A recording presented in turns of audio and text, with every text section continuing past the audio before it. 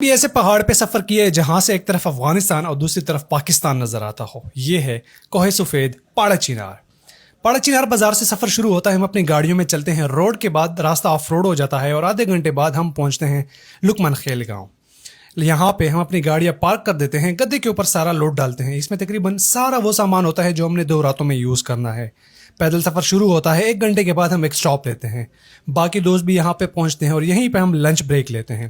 پھر دوبارہ track start کرتے ہیں اور مغرب سے پہلے یہاں پہ پہنچتے ہیں جہاں پہ ابھی ہم نے رات گزارنی ہے. سارا سامان ان لوڈ کرتے ہیں. یہ ہمارا بیس کیمپ ہوتا ہے.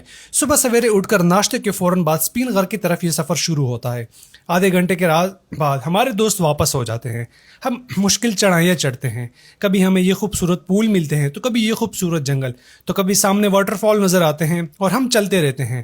تقریباً دن کے 1 بجے ہم یہاں پہ پہنچتے ہیں. یہاں سے دوسری طرف افغانستان ہے اور اس طرف ہم پاکستان میں موجود ہیں. یہاں پر ہم ابھی چائے بناتے ہیں. بادل آ جاتے ہیں. چائے پینے کے فوراً بعد ہم واپس اپنی بیس کیمپ کی طرف اپنا سفر شروع کرتے ہیں.